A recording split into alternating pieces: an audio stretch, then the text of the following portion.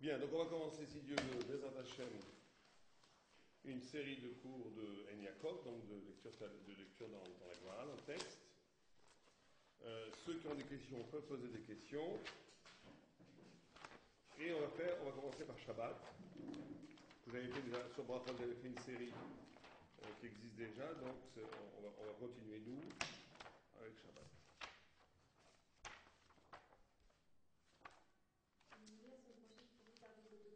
Si vous voulez, je vous dirai alors, je reviendrai avant qu'elle... Donc là, on va parler aujourd'hui des premiers Haggadot dans Shabbat sur la notion de Tfila et de Torah. C'est un texte assez important. Et on va lire un peu les commentateurs, le Rif, En Yaakov et d'autres. Voilà. Donc on va commencer par le texte. Le texte dit la chose suivante. Rava bar Ravuna, Rame Musmake ou Matzile. Il mettait, quand il priait, il mettait un très bel habit et commençait à prier. Pourquoi? Il amène un pasouk dans un mosque, il dit Achol ikrat Elokecha Israël, prépare-toi quand tu vas rencontrer ton Dieu Israël. Par contre, Rava, Shadeglima, lui, il a enlevé son manteau et il se saisissait les mains comme ça, au matzil et où il priait, où il disait que Avda Kame Mare, comme un esclave devant Dieu. Et un troisième, c'était Ravashi. Lui, il voyait Rav Kana, qui disait, ça dépendait. Ki katseira be'alma, quand il y avait dans le monde la guerre, la pauvreté, la misère, alors là, il priait comme un esclave. Shadé Glima, il enlevait son manteau, il priait comme un esclave. Par contre, quand ça allait bien dans le monde, là, il disait qu'Avda Kamemare, qui kachalma les biches, ou mitkasa, ou mitatef, ou matzile. Quand par contre il y avait la paix dans le monde, là il mettait un très beau manteau et il priait, il disait pas comme un esclave devant Dieu, il disait le fameux passou, prépare-toi à recevoir ton Dieu Israël. On va lire tout le texte d'abord et après on va le commenter. Donc on a deux attitudes, ou plutôt trois attitudes. Une première attitude qui est de prier tout le temps comme un esclave, c'est-à-dire de se dépouiller de toute kavod quand tu es devant Hachem, d'enlever tout signe extérieur de richesse et de chashimut. Une autre qui, au contraire, dit tu t'habilles comme un prince parce que tu vas recevoir ton Dieu. Et une troisième qui dit ça dépend. Si le monde va bien, alors on est comme un prince. Et si le monde va mal, on est comme un esclave. Donc on a trois attitudes qu'on va essayer de commenter. La Gemara continue et dit Rava Chazia, il voyait que Rav Amuna des Kamarir Betzilote. Il voyait que Rav Amuna prolongeait sa prière. Il prolongeait sa prière et priait avec une grande kavala. Amar, il disait sur lui, il laisse tomber l'éternité pour s'occuper de choses de la vie quotidienne. Alors l'éternité, c'est la Torah. Si tu pries pendant 1 heure, au lieu d'étudier la Torah qui est l'éternité, tu t'occupes de la prière qui en réalité n'a à faire qu'avec les choses de ce monde-ci, puisque la prière est la voie pour recevoir les brachot, la longévité, la santé, tout ce qu'on veut. Donc en voyant ce en voyant que Rav Amnuna prolongeait sa prière, il l'a critiqué en disant tu ne devrais pas prolonger ta prière. En prolongeant ta prière, tu abandonnes en vérité l'essentiel qui est l'étude de la Torah. Ça aussi, on va essayer de comprendre ce que ça veut dire. Ah, l'agma, il dit Zman tfila lechut, Zman Torah lechut. Rav Amnuna pensait que non, ce n'est pas du tout un abandon de la Torah. Il y a un temps pour prier intensément qui peut prendre le temps que ça prend, et un temps pour étudier la Torah. Bon. Rav Yirmiyahu avait yativ kamet et Rav Zera. Rav Yirmiyahu, il était en train d'étudier devant Rav Zera. Ils étaient en train d'étudier en profondeur. Et arrivé le temps de Mincha allait passer. Nagal et Tsilui, on voyait qu'il ne voulait plus étudier, il voulait prier. Il lui a dit, dessus, Rav Zera, de façon très taquive, très violente, il lui a dit Messir Osno Mishome à Torah, Gam Tfilato Toreva. Celui qui enlève, qui enlève son oreille pour écouter la Torah, même sa prière est une abomination. En d'autres termes, il était pressé de prier, il ne pouvait plus étudier parce qu'il était paniqué à l'idée que l'heure de la prière allait passer, et l'autre lui dit, c'est bien à prier, lui dit, Rava lui dit, celui qui n'est pas capable d'étudier la Torah vraiment, au point où il est soucieux de la tfila, même sa tfila, elle ne vaut rien. Bon, ça c'est le texte, le premier texte, si on a le temps, on continue à la deuxième partie, qui est aussi importante. Alors, on va revenir aux deux premières attitudes. On a dit aux trois premières attitudes. On a dit, un disait que quand il priait comme un esclave. Être comme un esclave devant Dieu. Un autre disait, Non, au contraire, je me prépare devant Dieu comme un prince. Je vais recevoir mon Dieu, le Dieu d'Israël. Et donc, il faut bien comprendre que ces deux choses qui sont signifiées dans la Gemara renvoient à ce que c'est la tfila. À qu'est-ce que c'est la tfila? Omed, la tfila en essence, c'est Omed Lifnei Hashem, se tenir devant Dieu. Le Raphaël de Brisk, dans sa première commentaire sur le Rambam, il dit que l'essence de la tfila, et la Kabbalah dit la même chose, tous les livres, c'est être capable de se tenir devant Dieu. C'est ça une tfila. Une tfila, c'est pas juste dire des mots qui sont la tfila, c'est faire un maasé où je suis devant Dieu, où à un moment donné tout s'efface, le monde s'efface et je suis devant Dieu. C'est un face-à-face avec Dieu. Qu'est-ce que produit ce face-à-face? Alors c'est ça la marloquette. Il y a une vue qui dit que ce face-à-face produit un bitoul, une annulation de moi. Une annulation de moi, une annulation totale de moi. Ça veut dire que devant Dieu, je ne suis rien. Puisque je suis devant Dieu, je ne suis rien. Et donc je suis comme un esclave, l'esclave signifiant le fait que je ne suis absolument battel, annulé devant la splendeur divine. C'est ça la tfila. Pour l'autre rat, pour l'autre amora, le fait d'être face à face à Dieu, au contraire, te renvoie à la splendeur d'Israël.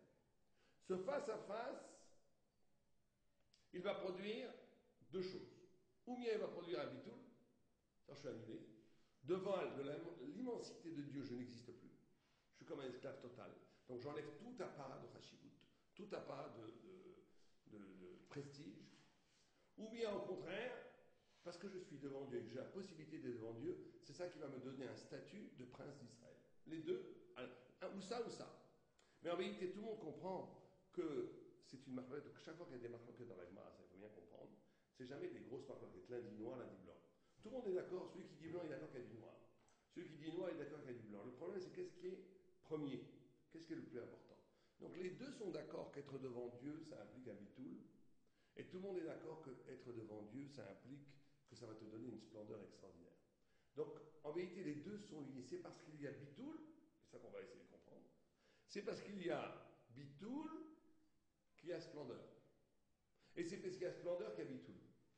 Alors, comment ça marche? Comment ça marche que quelqu'un qui est devant Dieu va en même temps être annulé devant l'immensité de Dieu, et dans cette annulation même va atteindre toute sa grandeur, toute sa dignité?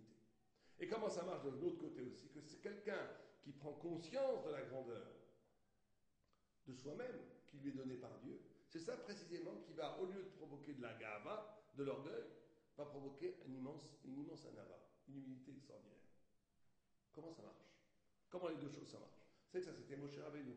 Moshe Rabbeinu, c'était l'homme le plus humble de tous les temps. Une humilité incroyable. Et pourtant, on dit que lui-même savait pertinemment que c'était, il écrit lui-même, sur lui-même dans la Torah, qu'il n'y a jamais de navi comme lui. C'est-à-dire que la nava, c'est pas que je suis pas la conscience d'être une serpillière. La nava, tu peux comprendre que tu es le plus grand des navis, être conscient que tu es le plus grand des navis, être conscient que tu es arrivé au summum de ce qu'un humain peut arriver, et pourtant tu es un nave, complètement humble. Comment ces deux choses marchent en même temps? C'est ça qu'on va comprendre. Alors, pour comprendre ça, on va essayer un petit peu d'approfondir un petit peu. Les commentateurs expliquent ça. Ils disent parce que justement, il y a, et ça c'est très important, c'est un fondement qu'il faut bien comprendre dans toute la vie. Il y a l'homme, c'est ça qui différencie peut-être le juif, mais l'homme de général, mais le juif de façon beaucoup plus forte. Ce qui différencie l'homme et les choses, ou l'homme et les animaux, ou l'homme, c'est que la structure profonde de sa neshama, elle est composée par le souffle divin. C'est-à-dire que si on vous demande qui êtes-vous au plus profond? Quelle est votre personnalité la plus profonde? Il y a une carapace qui s'appelle l'ego, qui n'est pas le vrai nous-mêmes. Et il y a un niveau en moi-même qui est ouvert vers l'infini, vers Dieu, qui est constitué par le souffle de Dieu lui-même. C'est pour ça que Hillel Hazaken, quand il arrivait au summum de la joie, à Hoshana Rabbah, le jour de Hoshana Rabbah où il dansait, il arrivait à une telle joie qu'il disait Imanikan Akolkan. Imanikan Akolkan. Si je suis là, tout est là. Et Rashi, Tosfot se pose la question, qui est ce Ani? Si je suis là, tout est là. Hillel Hazaken, c'est un des hommes les plus humbles. Après Moshe, c'est sûrement le deuxième ou troisième homme le plus humble de tous les temps. Donc comment il peut dire, si je suis là, tout est là? C'est qu'arriver au plus haut niveau de la conscience de lui-même, dans la joie d'Hoshana Rabbah, alors ce Ani, c'est en même temps lui, c'est en même temps Dieu. Comme ça Rashi dit. Ce Ani, c'est lui, mais c'est aussi Dieu. C'est-à-dire que si quelqu'un, il arrive à annuler toutes les fausses visions de lui-même, toutes les faux. Vous savez que nous, on est construit par toutes sortes de choses. Vous savez que la notion de katan, dans l'hébreu, ça vient de katoua. Katoua, ça veut dire couper, morceler. La plupart des gens se construisent de façon morcelaire. Ils sont une partie comme ça parce que leurs parents leur ont enseigné ça, une partie comme ça parce que la société les a conçus comme ça, une partie comme ça parce qu'ils ont lu des livres. Ils sont ce qu'ils voient autour d'eux. Ils ne sont pas eux-mêmes. Ils ne sont pas eux-mêmes, ils sont composés par des milliers d'influences. Et ils croient que c'est eux. Après, ils font une sorte de shakshuka avec toutes les influences, ils disent que ça c'est moi. Mais c'est pas eux. Leur vrai moi, ils n'ont jamais touché. Le tzaddik est un gadol. Gadol a, pour définition, Gouda. Gouda, ça veut dire unité. Le Gouda, c'est le lit d'un fleuve. C'est une unité. Un gadol, c'est celui qui arrive à l'unité de lui-même. De qu'est-ce qu'il est lui-même. Qu'est-ce qu'il est lui-même. Or, qu'est-ce qu'il est lui-même. Au plus profond, il est composé par le souffle de Dieu.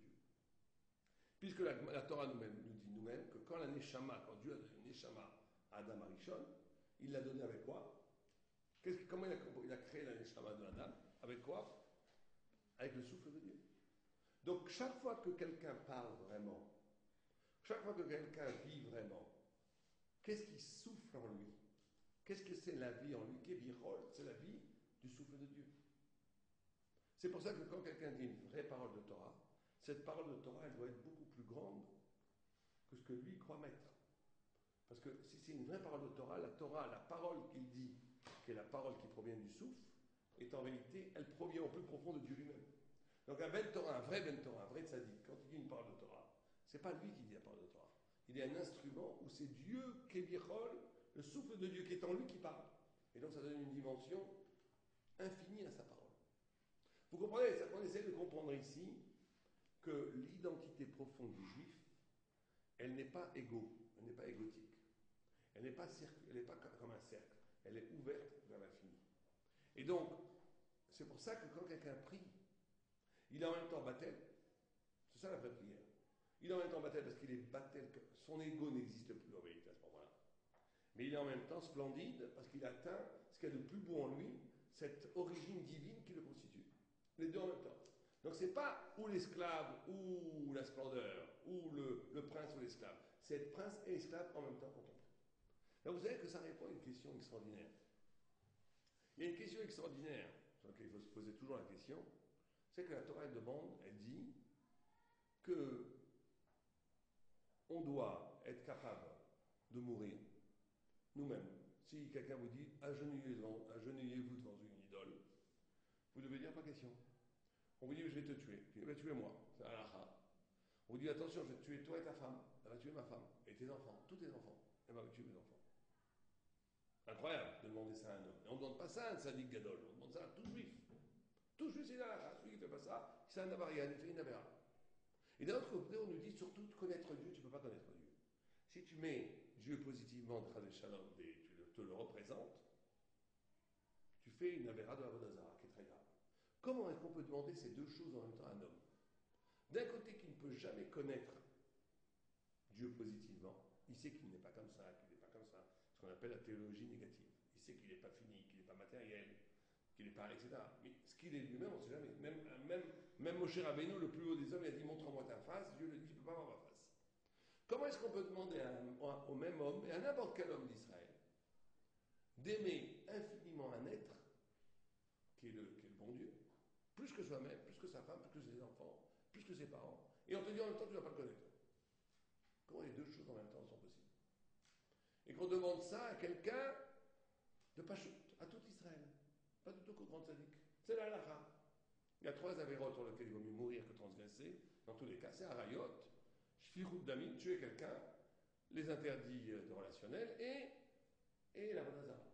Comment c'est possible qu'on nous dit, tu ne peux pas connaître, mais tu dois être capable de mourir pour lui? Comment ça marche en même temps? Parce que justement, la relation qu'on a avec Dieu, elle ne passe pas par une connaissance, par une identité. La connaissance, c'est encore dans le monde de l'ego. C'est encore dans le monde de la référence, dans le monde de la maîtrise. On te dit non, ta relation avec Dieu, elle est essentielle, à un niveau qui est plus profond que même la connaissance. C'est pour ça que l'homme peut donner sa vie pour Dieu. Parce qu'au plus profond, il sait qu'il doit tout à Dieu. Il est complètement constitué par Dieu. Lui, sa femme, son amour même qu'il a pour ses enfants n'est qu'un dérivé de toute l'aventure de la création que Dieu a créée. Mais ça, il le comprend parce que lui-même, il est constitué du souffle de Dieu. Vous comprenez? Donc c'est ça la prière. La prière, c'est un tout petit peu rejoindre cette idée-là. C'est que c'est très important. Je vais vous raconter une histoire que j'aime beaucoup. Très important que ce qu'on fait, la pratique spirituelle qu'on a, elle ne se traduit pas par de la religion. Parce que sinon, on casse tout. La prière qu'on fait tous les jours, on prie 3 fois par jour, 2 fois par jour, 1 fois par jour, chacun fait comme il veut, comme il peut, selon les halachot. Si ça devient juste un rituel, on a complètement cassé l'essence même de ce qu'on fait. La tfila, c'est pas un rituel, la tfila, c'est pas de la religion. La tfila, c'est à un moment donné, quand je suis devant l'infini divin, je me retrouve véritablement moi-même. Je me retrouve moi-même. Et c'est quoi se retrouver moi-même? C'est abolir des références d'ego pour s'ouvrir un tout petit peu à cette dimension d'infini qui me constitue. Vous savez qu'il y a une histoire comme ça assez extraordinaire, qui a vraiment existé. Il y avait une fois un talmide du rabbi de Belz, qui voulait absolument voir, et pourtant on parle de très grand ici, de très très grand, il voulait absolument voir Eliyahu Hanavi. Et il va voir le rabbi de Belz et lui dit, voilà, je veux voir Eliyahu Hanavi. Et le rabbi de Belz lui dit, je vois que toi, ta demande n'est pas puérile, tu es un vrai talmid chacham, tu es quelqu'un qui étudie énormément, qui veut vraiment, qui est véritablement intéressé par la chose spirituelle. Donc je vais te donner les secrets. Il y a des secrets, 40 jours, et des jours où on doit jeûner, des jours où on doit faire des abstinences, des jours où on doit aller au mikvé, des jours où on doit allumer les bougies, il y a des télim, il y a toutes sortes de formules à faire. Et pendant 40 jours, tu fais ça, et au bout de 40 jours, tu vas voir Eliyahu Hanavi va se révéler à toi. Et le Talmud est très content, il commence les pratiques, il lui dit, mais attention, quand Eliyahu Hanavi va se révéler à toi, tu n'as absolument pas le droit d'être avec quelqu'un, tu dois être seul. Vous savez que chaque fois dans la Gemara, Eliyahu Hanavi ne se révèle jamais à 2 personnes en même temps. Il ne se révèle qu'à une seule personne. Et donc le Talmud de Rabbi de Belz fait tout ce qu'il lui dit. Au contraire, il fait même plus. Il lui a dit d'étudier 3 nuits d'affilée sans parler, il étudie 10 nuits sans parler. Il lui dit de jeûner 4 fois, il jeûne 10 fois. Il fait tout plus, au contraire. Et arrive le 40e jour, il est tout fébrile, il met ses habits blancs de Shabbat, il va au mikvé, il est pur comme un ange, il attend Eliyahu Hanavi. Et tout d'un coup, on frappe à la porte. Et il va à la porte, il ouvre la porte. Et qu'est-ce qu'il voit? Un schnorrer qui arrive, qui lui dit, donne-moi à manger, Rabbi, j'ai faim, j'ai froid. Il lui dit, écoute, je peux absolument pas te recevoir maintenant, va voir en face le shamash, il va s'occuper de toi. Il dit, Rabbi, il est très tard. Très très tard, d'ailleurs en plus j'ai été frappé chez le shamash, il ne répond pas. Et j'ai froid et j'ai faim, il faut que tu me donnes à manger. Il dit, je ne peux pas te prendre ce soir, c'est impossible, va, reviens demain. Il ferme la porte. Il attend toute la nuit, et Hanavi ne se révèle pas. Il va voir le Rabbi de Belz et lui dit, je ne comprends pas, j'ai tout fait ce que tu m'as dit, et Hanavi ne s'est pas révélé. Et le Rabbi de Belz lui dit, tu as tout fait ce que j'ai dit? C'est impossible. Tu as fait les télim comme je t'ai dit? Moi, j'ai fait les télim. Tu as été au mikvé comme je t'ai dit? Oui. Tu as fait les abstinences comme je t'ai dit? Oui. Tu as dit les formules comme je t'ai dit? Tu as fait les nuits d'études? J'ai tout fait et j'ai même plus fait. Il lui raconte pas ce qui s'est passé. Il lui raconte une histoire. Il lui dit, celui qui a frappé à la porte, c'était qui? C'était qui? Et lui en avait. Ça, vous comprenez? Ici, on est dans un processus spirituel énorme, immense. Mais ce processus spirituel, il peut être lui-même la cause d'un aveuglement. Lui-même peut faire que tu n'es pas à l'écoute de l'autre, que tu n'es pas à l'écoute de ce que Dieu te donne. À un moment donné, ça c'est très important ça. Pourquoi est-ce qu'il a fauté ce talmide? Pas tellement parce qu'il n'a pas été assez intelligent pour comprendre que c'était Eliyahu Hanavi. C'est parce que profondément, si c'était un tzaddik au niveau d'Abraham Avinu, un vrai tzaddik au niveau des Gdolim, des Tanaïm, etc., il aurait dû dire rien ne vaut la mitzvah de donner à manger à quelqu'un qui a faim. C'est pas grave, donc je n'aurais pas eu un avis. On ne lui reproche pas de ne pas avoir compris que c'était un avis. On lui reproche qu'au nom d'une soif spirituelle, au nom donc d'une pratique spirituelle, et même d'un désir de spiritualité, il n'est plus capable d'écouter la souffrance de l'autre, d'écouter le besoin de l'autre. Vous savez qu'il y a des gens, moi je m'occupe des fois de couples qui ont des problèmes, et ils ne reviennent jamais me voir parce que je suis trop dur avec eux, mais il y a des gens qui étudient la Torah, très bien, bravo et tout, mais ils sont incapables de donner de l'attention à leur femme. Alors moi je leur dis, laisse tomber la Torah, oublie la Torah, n'étudie plus. N'étudie plus. Si tu as une Torah qui n'est pas capable de prendre en charge la souffrance de ta femme, c'est pas la peine. Ça vaut rien. Parce que toute la Torah est là pour t'ouvrir à l'annulation de ce qu'on essaie de comprendre à la fila. Toute la Torah est là parce que tu deviens un kéli au service de Dieu. Le kéli au service de Dieu, c'est pas que toi tu vas devenir un tzaddik gadol. Bien sûr qu'il faut désirer le Tzadik Gadol. Mais si ce désir de Tzadik Gadol, il fait que tu le fais au déprimant des autres, d'abord, tu ne seras jamais un Tzadik Gadol.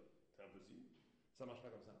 Et en plus, c'est l'essence même, c'est la déformation elle-même de la Torah. Excusez-moi, on attendait en bas. Ah, mais voilà, je suis désolée. Et vous n'avez pas le code. On n'avait pas le code, on attend qu'il y ait quelqu'un qui passe. C'est pas grave. Bien. Donc, vous comprenez cette idée, c'est très important. Donc, pour nous, à un niveau plus petit, bien entendu, c'est très important que la pratique spirituelle qu'on exerce, notre Torah, notre Fila, débouche sur un rapport de tmimout, de pureté avec Hachem. C'est-à-dire que ça ne soit pas, ça ne se cristallise pas dans un pouvoir, même spirituel, d'ego. Donc quand on prie, ce qui est très important, c'est de sortir de l'ego. Parce que c'est ça la prière. C'est ça l'essence de la prière. Donc on va voir pour comment c'est important, on va voir, c'est la troisième vue qui dit, et on voit quand la Gemara elle est fine, comment elle dit exactement les choses. C'est pour ça qu'il y avait la troisième position, quand le monde était malade, il y avait la guerre, il y avait la souffrance, il se priait comme un esclave. Il enlevait son manteau, il priait comme un miskin.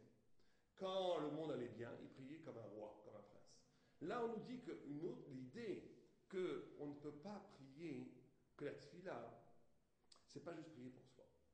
Chaque fois qu'on prie, c'est la même idée encore, que chaque fois qu'on prie, on doit être sensible à ce qui se passe dans Am Israël.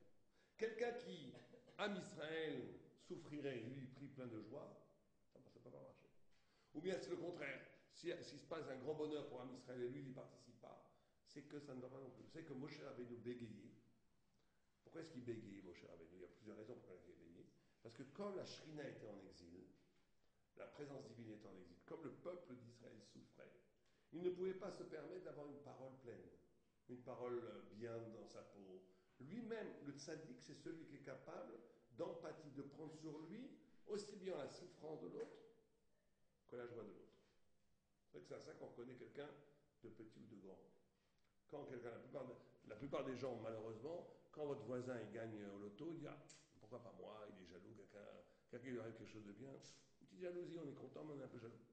Quelqu'un reçoit une brique sur la tête, il dit oh, super, c'est pas moi. Ça, c'est la petitesse. C'est-à-dire que tout ce qui m'importe, c'est moi. Ce qui arrive aux autres, ou bien ça m'embête, ou bien je suis content que c'est pas m'arriver à moi. Un tzaddik, c'est celui qui est capable de s'ouvrir à l'autre, et pas simplement s'ouvrir au terme d'être gentil avec lui, que la tragédie, la souffrance de l'autre et la joie de l'autre, c'est ma tragédie et c'est ma souffrance. Pour bien comprendre ça, on prend par exemple l'exemple d'une mère avec ses enfants. Une mère avec ses enfants, quand l'enfant court et tombe, une mère, n'importe quelle mère, pas que ce soit un monstre, mais n'importe quelle mère normalement constituée, elle a mal dans sa chair pour l'enfant qui tombe devant elle. Elle a même un cheval pour lui. Pourquoi? Parce qu'elle, son enfant, c'est comme elle. Ça, c'est avec ses enfants. Un petit tzaddik, il aura la même chose avec toute sa famille. Un plus grand tzaddik, il aura la même chose avec toute la ville. Un très très grand tzaddik, comme Abraham Avinu par exemple, il a la même chose avec l'humanité entière. Toute l'humanité entière, chaque personne qu'il rencontre, il a pour lui, il sent que c'est son frère, que c'est lui-même, qu'il est responsable de lui au point qu'il prend, quand il souffre lui-même dans sa chair, quand l'autre est heureux, il est heureux dans sa chair. Alors c'est pour ça que c'est important d'aller voir des tzaddikim, parce qu'un vrai tzaddik, il a la possibilité de vous donner la clé. Parce qu'il a une capacité d'empathie tellement forte qu'il va exactement comprendre qui vous êtes, mais il n'aura pas vos problèmes. Donc il pourra vous donner la clé pour sortir de nos problèmes. C'est pour ça que c'est très important de côtoyer les grands tzaddiks. Les grands tzaddiks, quand vous les voyez, déjà la moitié de votre problème est résolu.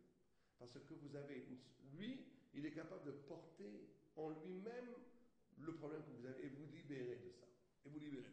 C'est très très important d'avoir une relation avec les grands tzaddikim parce que d'avoir un rabbi, d'avoir un maître, d'avoir quelqu'un avec lequel qui peut prendre en charge un petit peu, qui vous aide à vous arracher de certains problèmes que celui qui est à l'extérieur peut voir. Donc ici on nous dit que quand le monde va bien, on ne peut pas prier de la même façon que quand le monde va mal. On est obligé, comme Moshe Rabbeinu, il bégaye. Le monde bégaye, lui il bégaye. Et Moshe Rabbeinu avait cette capacité extraordinaire. Vous savez qu'on dit, ça d'ailleurs c'est affreux à dire, mais c'est écrit dans le Midrash, que les gens étaient jaloux de Moshe Rabbeinu. Pourquoi? Les hommes, les époux, étaient jaloux de Moshe Rabbeinu. Pourquoi? Parce que chacun sentait que Moshe Rabbeinu, on dit qu'il avait une neshama qui était équivalente à toutes les autres neshamas d'Israël. Donc chaque époux sentait en Moshe Rabbeinu un concurrent, un rival. Pourquoi? Parce que lui, il était tellement parfait, Moshe Rabbeinu, qu'il aurait pu être le mari idéal de toutes les femmes d'Israël. puisqu'il était parfait. Il arrivait à déployer sa Neshama comme l'équivalent des 600 000 Neshamot à son maximum. Et la Gemara nous dit que les hommes étaient jaloux de Moshe. Mais lui, il était infiniment saint et sadique au point même où il était complètement avec Dieu. Et c'est pour ça d'ailleurs que le Maharal de Prague explique que Moshe Rabbeinu était tellement grand qu'il ne pouvait pas prendre une femme des tribus d'Israël.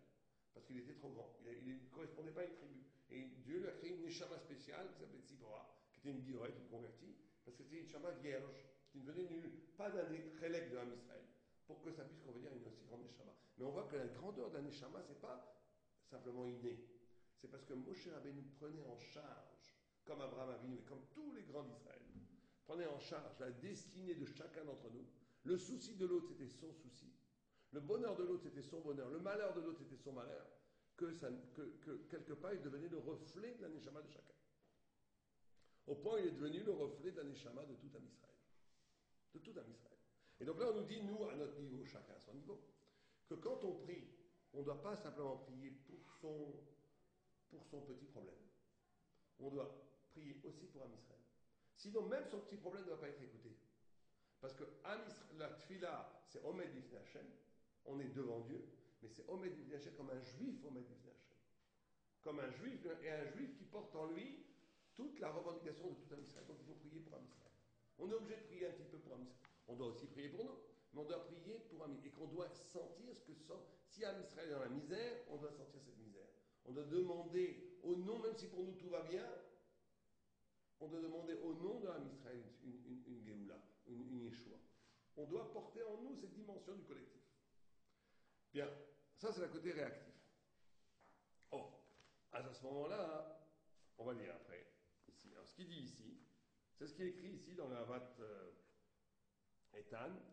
Oh, on avait vu qu'il disait que la Torah, que ceux qui prennent. Là, le Rava, il avait critiqué Rav Hamnouna en disant qu'en priant trop, il a abandonné la Torah, qui est le Olam Haba, qui est l'éternité, pour la Tfila, qui n'est que le Olam Hazé.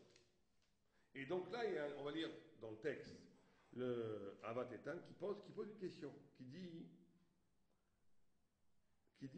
Rachid dit, Tfila et Tzorech HaEsha, les refois ou les mésonotes compris, pourquoi pour la refoua, pour les mésonotes. Mais Ikshé Alav, il y en a qui ont posé une couche sur Rachid, à toute Tfila, l'aide Be Tzorech Olam Haba. Dans la Tfila, il y a aussi une dimension spirituelle d'éternité. Kegon bracha, atachonen, vashivenu, atachonen dat, tu demandes intelligence. Donc tu ne demandes pas que chaïcha dans la tfila. Ok? Oh, il dit pirouche, d'arikama, manichim Torah sheschara ba'olam haba, ve'oski betfila sheschara ba'olam hazeh. Première réponse qu'il donne, il dit que le mérite de la Torah, il est au olam haba. Le mérite de la tfila, il est au olam hazeh. Quand tu pries, tu as une résultat, par rapport à la qualité de ta prière, à l'envergure de ta prière, tu vas recevoir une réponse dans ce monde-ci.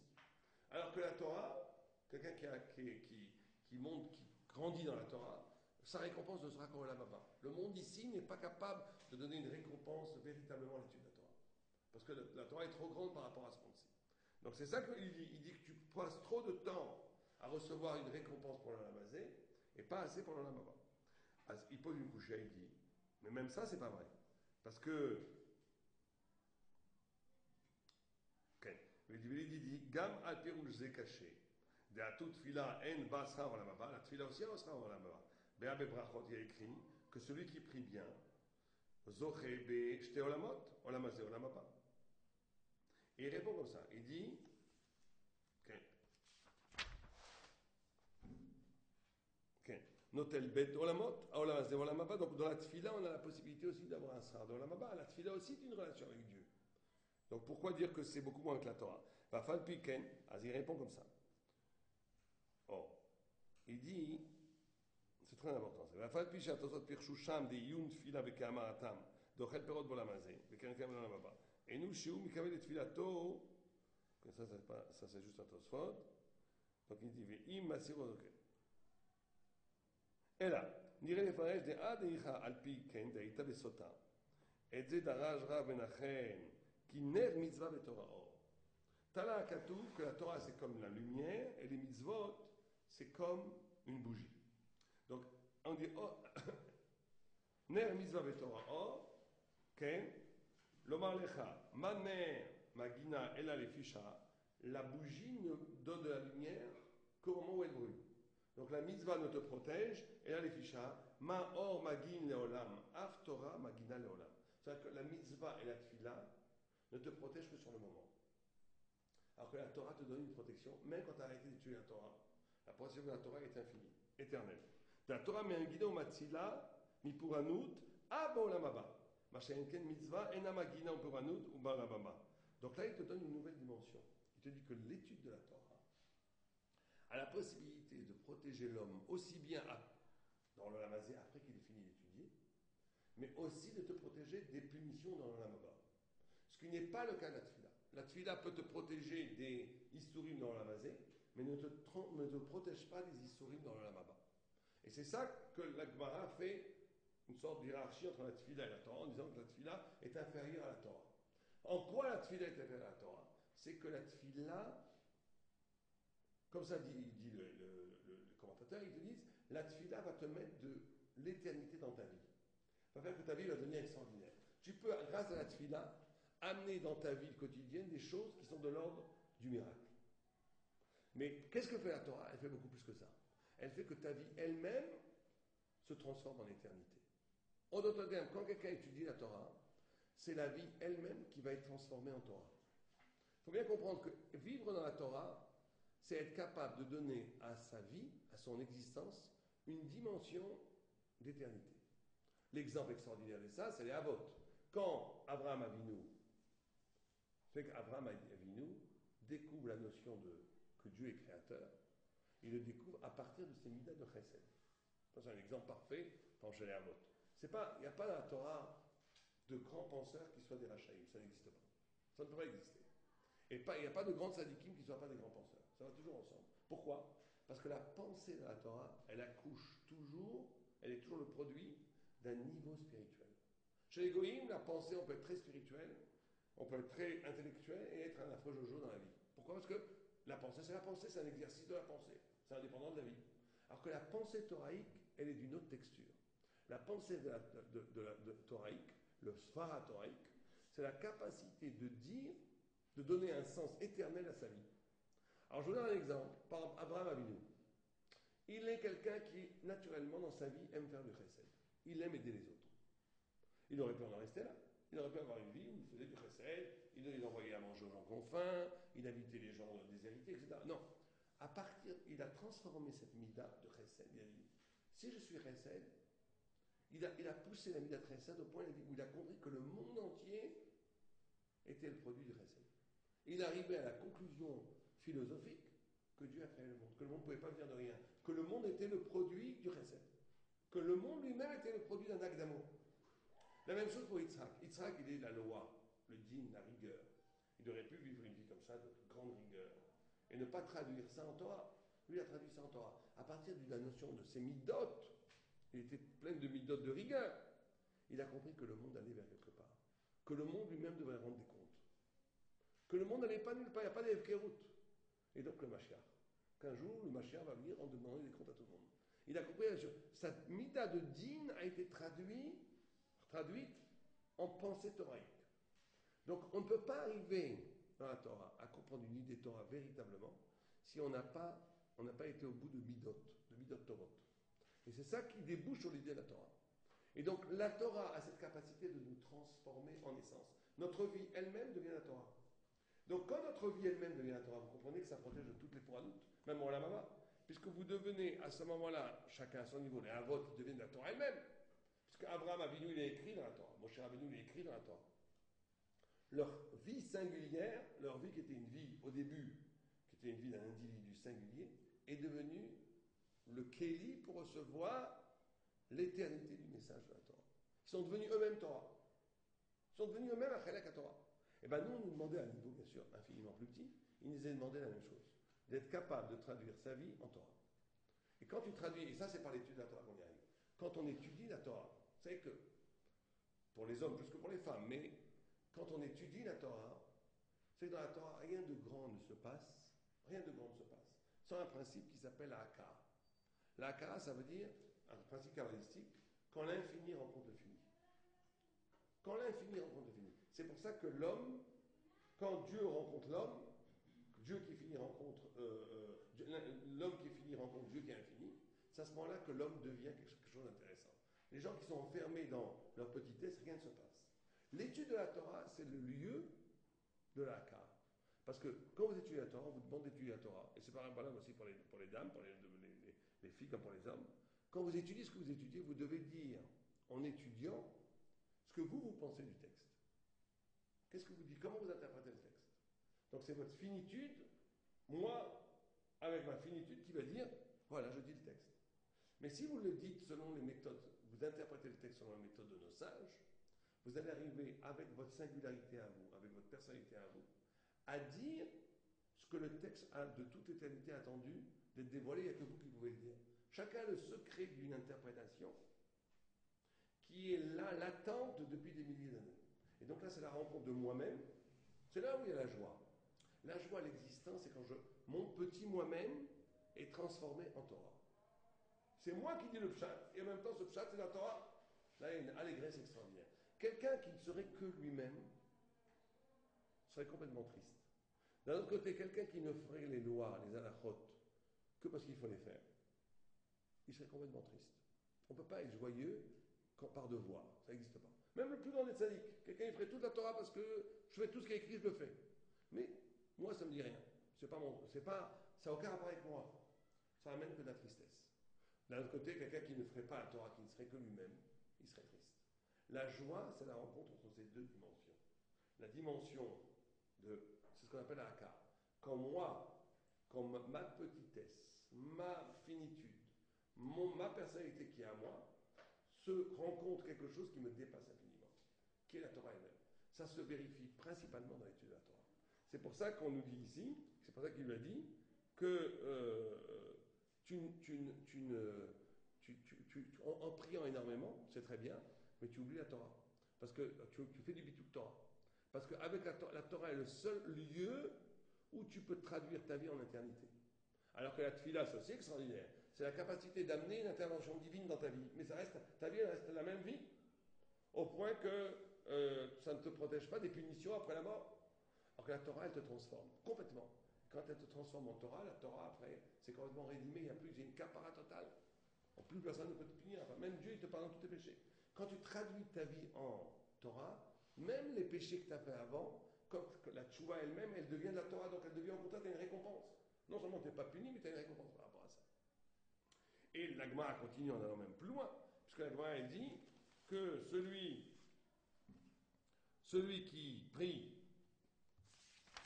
celui qui n'étudie pas la Torah, qui se détourne de l'étude de la Torah pour prier, non seulement c'est pas bien, mais sa tefila devient une Torah, devient une abomination. Explique le Yaakov, on va lire le Yaakov, il dit Yun berif, shekashema tfilato shari en dvar acher nitay vimo, veli nire, ולפי שעל ידי ביטול תורה, ניטה במעשה טובים כדאי ניטה כמה דברכות.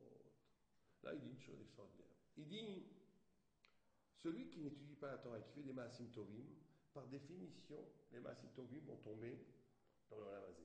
Et donc vont devenir se pervertir, et c'est pour ça qu'on l'appelle Toeva. En d'autres termes, il dit la seule chose, la seule force au monde qui va préserver la pureté des maasim, c'est l'étude de la Torah. Si on n'étudie pas la Torah, les maasim tovim, même les meilleurs maasim tovim, ils vont échoir, ils vont s'enfoncer dans le lamazé. Ça va tomber ou dans le kavod, ou dans l'intérêt, ou dans le rituel, ou dans la superstition, ou dans tout ce qu'il voulait, ou dans tout sauf dans ce que c'est l'acte kadosh. Et donc l'acte lui-même va devenir un toeva. Donc ce n'est que l'étude de la Torah qui va permettre à donner à l'acte sa dimension de Torah vraiment, de gdusha, de sainteté. Alors maintenant, on peut poser la question, il pose la question, tout ça c'est bon peut-être pour les hommes, mais comment les femmes elles font? Les femmes elles n'ont pas une obligation d'étudier la Torah. Alors comment ça se passe? Comment? Oh, alors on répond, elles ont le mérite, mais comment ce mérite ça aide? À première vue c'est incompréhensible ce texte, parce qu'on nous dit, la seule façon pour avoir le Olamaba, la seule façon pour échapper à l'emprise du Olamazé, et pour que les maasim ne deviennent pas en vérité il y a beaucoup malheureusement de gens, après un certain année d'exercice théorique, qui font les choses par kavod, ils font les choses pour Olamazé. Même la Torah c'est devenu du business pour certains. Rahman al-Islam, ça existe, l'un les deux. La Torah devient du business, ça devient du kavod, les gens font de la concurrence, qui est le mieux ou le moins bien, toutes ces choses-là. On connaît, c'est un Yetzirah qui est très fort, qu'il faut vraiment se battre contre. Plus on réussit dans la Torah, plus le Yetzirah il est fort. plus on réussit à avoir d'influence dans la Torah, plus le Satan, il se déguise pour dire, voilà, t'as réussi, là, ça devient du business, ça devient du star system, ça devient tout sur la Torah. Donc, la seule chose qui peut t'arracher à ça, c'est l'étude de la Torah. L'étude de la Torah te donne le feu de l'étude de la Torah, te met face à Dieu où tout ça devient des ch'touillottes. Tout l'attrait du Satan tombe comme des écorces. Mais comment la femme elle fait? Comment la femme elle fait? Parce qu'elle n'a pas cette étude. Même si elle étudie, elle n'a pas la même force de l'étude, elle n'a pas le feu de la Torah. Alors la Gemara elle pose la question. Elle dit comment, on comprend que la question est tellement forte que la Gemara nous dit que la seule façon d'avoir le Olam Haba, c'est justement par l'étude de la Torah. La Torah elle ne dit pas la femme aura le Olam Haba en faisant la Zaka ou en accueillant les pauvres. Non. On voit que la seule clé d'accès au Olam Haba, c'est l'étude de la Torah. Au point, la Gemara est obligée de trouver une réponse. C'est en attendant, en aidant son mari à étudier, en attendant que son mari rentre ses enfants. D'abord, la réponse, c'est encore une autre mitzvah. Pourquoi cette mitzvah? Parce que ça veut dire que c'est une sorte de partenariat. On est shoutaf. Mon mari étudie, mais c'est pas le chat. Les mitzvot pour Olam Haba, c'est comme les meubles. L'argent que vous allez donner aux pauvres, vous allez avoir un joli meuble. La ville, hein, faut juste pour faire comprendre. Mais la place de Olam Haba, c'est que la Torah qui va le donner. Les mitzvot ne peuvent jamais donner Olam Haba. Les mitzvot, elles s'insèrent comme rajout de sera dans un endroit qui a été acquis par la Torah. Donc comment une femme par Olam Haba? Alors il faut bien comprendre, ça c'est une idée très importante, que c'est pareil exactement pour la femme. Le Olam Haba que l'homme va acquérir à partir de son étude, ce n'est pas que par l'exercice de l'étude. C'est pas ce qu'on appelle Ish Kefi Me'alelo. On va prendre 2 minutes pour expliquer ça, on va conclure avec ça. On va finir à 9h, hein, c'est ça? On va conclure avec ça. Ish Kefi Me'alelo. Il y a des textes terribles qui nous disent qu'il y a des gens qui ont étudié toute leur vie.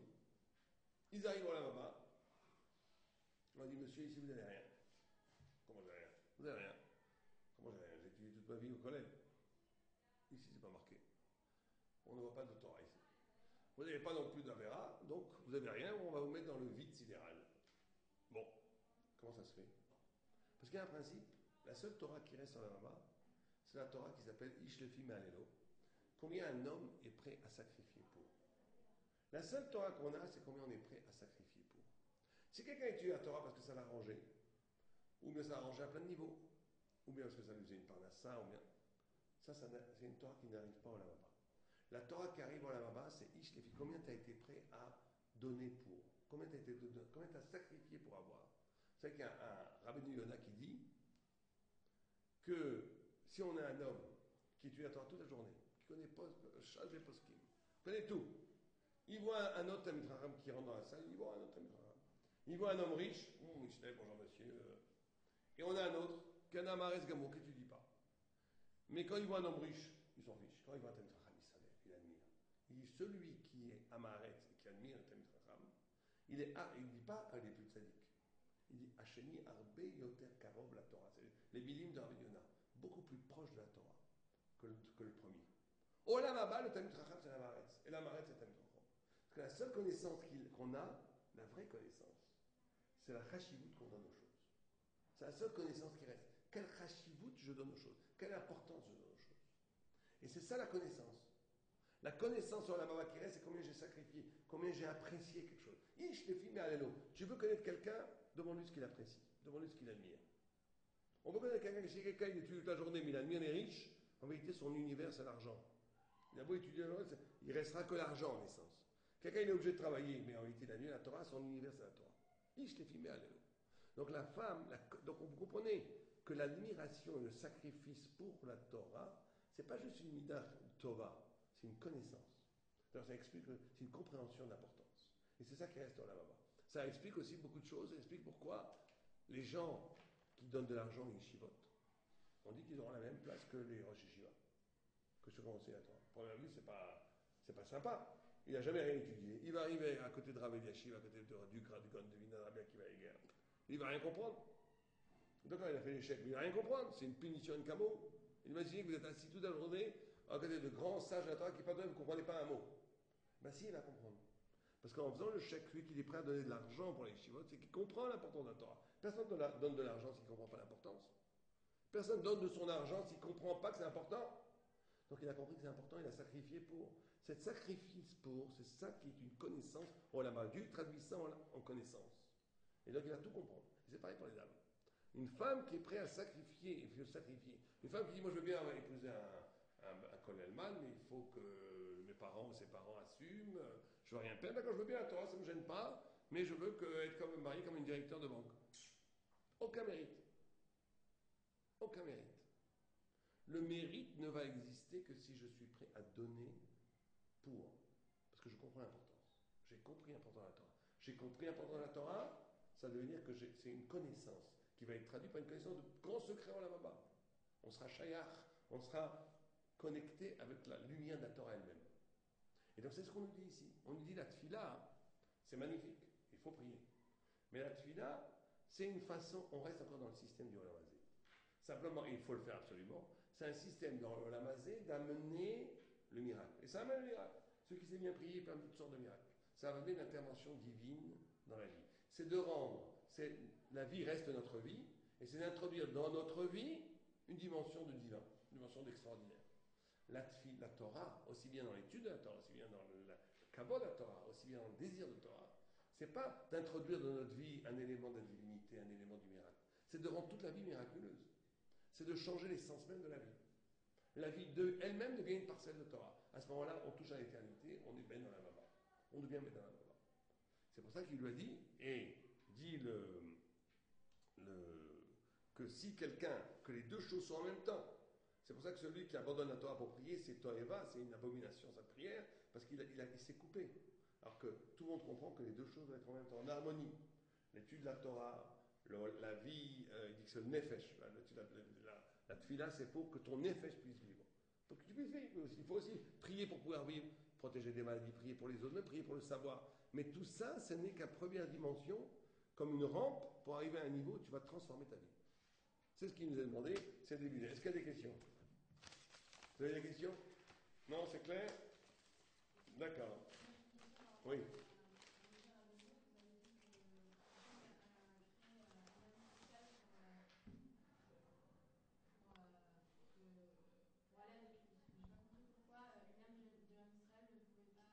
Parce qu'une âme d'Israël, tout le monde était défini par la tribu. Il y avait une dimension, chaque âme était ou de Yehuda, ou de Rouven, ou de Shimon. Donc elle était limitée par la Gdoucha même, par c'était une dimension de Rouven, une dimension de Dan, une dimension de Hacher, une dimension de Yehuda, ou de Lévi. Et comme Moshe Rabbeinu avait une dimension qui englobait tout un Israël, il n'était plus d'une tribu, il avait dépassé de la tribu de Yehuda. Il n'était plus de Lévi, il ne reflétait plus, il avait une dimension qui était l'équivalent de toutes les Neshamot d'Israël. Donc il n'y avait pas de Neshama qui pouvait être matim avec lui. Les Zivouk, c'est toujours deux Neshamot qui sont l'une face à face et qui font un tout. Un vrai Zivouk. Donc il n'avait pas une Neshama qui pouvait être matim avec sa Neshama à lui. Puisque lui, il avait atteint la totalité de toutes les Neshamot d'Israël. Donc chaque Neshama, chaque femme de Ham Israël lui-même, aurait été trop petite pour lui, aurait été morcelaire par rapport à lui. Alors, une Neshama qui n'est pas du Ham Israël, je pense qu'elle est encore plus petite. Non, parce qu'elle n'est pas enlevée. Comme elle n'a pas d'histoire, Dieu a créé une nouvelle Neshama de Tzipora qui était absolument neutre. Et donc elle a pu être le reflet, elle a pu grandir avec Moshe. Elle a pu prendre de Moshe, la lumière de Moshe et grandir avec lui. Tzipora est devenue une des plus grandes syndicats de tous les temps. Après.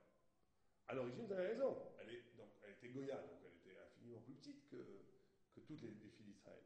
Mais en même temps, puisqu'elle a eu le sroud de se marier avec eux, seulement c'était une sadéka, aussi une neshama importante au niveau des gens. Mais comme une fois convertie, elle était neutre, elle a été capable de devenir le reflet de Moshe Rabbeinu.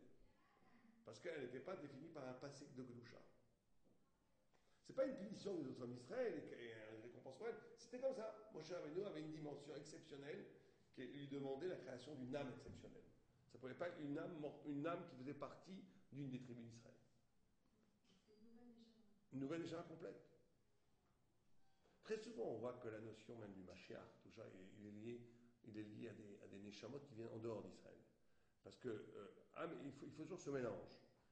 Le Mashiach est né de Yehuda, qui est la plus noble, le moufrar à Shvatim, qui est la plus noble des tribus, mais il est né de Ruth, qui vient de Moab. Or, Moab, dit le Grand de Vilna, c'est 49 Charetouma. Il n'y a pas de peuple plus tamé que le Moab. Moab, c'est 49, c'est Kamatria, même. Vav, Aleph, Bet, ça fait 49. Moab avait les 49 degrés de Touma. Pourquoi est-ce que le Mashiach vient d'Afka de Moab? Moab, c'est le pire de tout. Il y a toutes les affreusités du monde, ils sont à Moab. Pourquoi d'Afka le Mashiach vient là-bas? Parce que le Mashiach, c'est celui qui est capable justement d'être universel. Il doit rédimer tout le mal. La Gemara a dit pourquoi Shaoul il a perdu la royauté, parce que En Bodofi, il était parfait. Il avait un Yichus parfait. Comme il y a un Yichus parfait, ça reste Am Israël.